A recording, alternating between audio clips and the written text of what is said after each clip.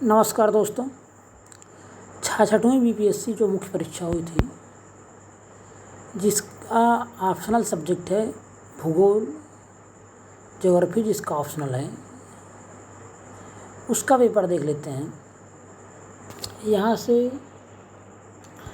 हम लोगों को 6 क्वेश्चन करना रहता है, 12 क्वेश्चन दिए रहते हैं। पहला क्वेश्चन देख लीजिए, प्लेट टेक्टोनिक है। सब क्वेश्चन यहाँ लिखे गए हैं, आप लोग देख लीजिएगा।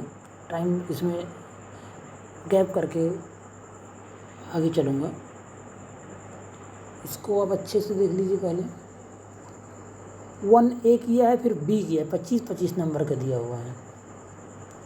फिर वातावरण और मौसम से संबंधित क्वेश्चन है।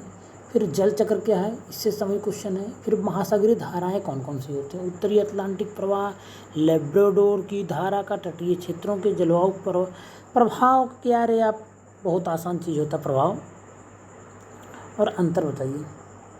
3 क्वेश्चन हो गए। फिर पारिस्थितिकी संतुलन और असंतुलन से आया हुआ है। फिर भूगोल में विरोधाभास और द्वैतवाद। फिर व्यवहारवादी भूगोल 4A 4B करके आया हुआ है। फिर विश्व में मानव नस्लों की विशेषताओं और उनके भौगोलिक वितरण का वर्णन कीजिए। फिर विश्व में नगरीय फैलाव और वृद्धि संबंधी भैया समस्याएं, हमारे समस्याएं कम से कम 20 समस्याएं प्रकट हो गई हैं। बेरोजगारी बढ़ रही, मलिन बस्तियां फैल गई हैं, अपराध बढ़ गए, करप्शन बढ़ गया, ऐसे बहुत सी समस्याएं उत्पन्न हो गई हैं। फिर छठा क्वेश्चन है, संघवाद क्या है। भू सांस्कृतिक विविधताओं वाले देश में सफलतापूर्वक शासन के लिए इसकी आवश्यकता क्यों है।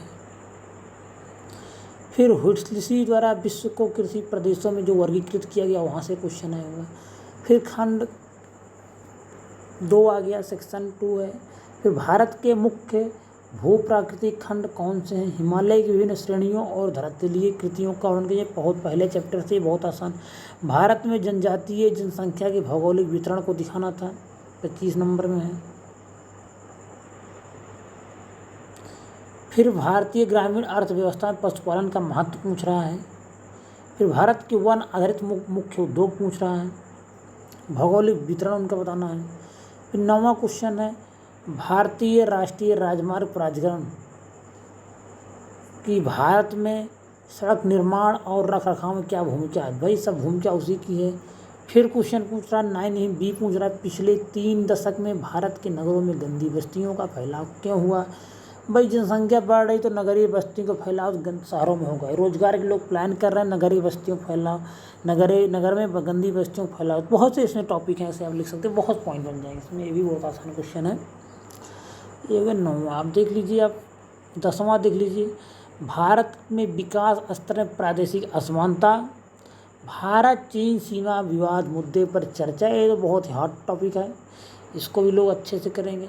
फिर बिहार में कृषि भूमि उपयोग और फसल प्रणाली की मुख्य विशेषताएं क्या है, प्रदेश की कृषि समस्याओं का विश्लेषण। भैया बहुत कृषि समस्याएं हो गई, सही से पानी नहीं मिल रहा, बाढ़ आ जा रही, सीमित आकार जोतों का घटता आकार हो गया है, आत्मनिर्भरता हो गई, बहुत समस्याएं हैं। मौसम हो गया, ग्लोबल वार्मिंग हो गया, सब समस्याएं हैं भैया कृषि के लिए।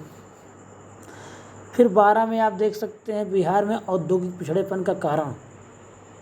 अरे भैया औद्योगिक पिछड़ापन रहेगा ही जब सरकार नहीं ध्यान दे रही है। सरकार वहाँ जाति की जनगणना कर रही थी बिहार की, है उनको जाति की जनगणना की चिंता लगी हुई है, उनको देश और प्रदेश के बारे में थोड़ी, वहाँ के मुख्यमंत्री ऐसे ऐसे हुए हैं। तो बहुत कारण है, अशिक्षा भी है, गरीबी भी है, इंडस्ट्रियलाइज ज़्यादा नहीं है लोकेशन वहाँ की, और उसका परिणाम ये सब। तो और कारण तो यही सब है भाई, सरकार संवेदनशील नहीं इन सब चीज़ों को लेके। गरीबी और क्या बोलते हैं वहाँ पे भैया, जनसंख्या, जाति का जनगणना चाहिए, हर चीज़ जाति देख के वहाँ पे हो रहे। परिणाम भी देख लीजिए, भुखमरी है, गरीबी है, लोगों को बहुत माइग्रेशन है अदर स्टेट में। फिर बिहार देश में सबसे कम शहरीकृत राज्यों में क्यों शामिल। भैया शामिल रहेगा सबसे कम शहरीकृत राज्य में, वहाँ है क्या, वहाँ के नेता भैया जाति का जनगणना चिल्ला रहे हैं।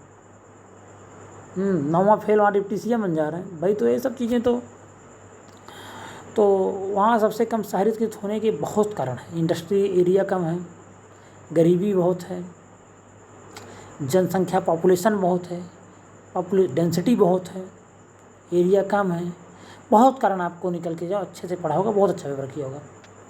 चलिए धन्यवाद।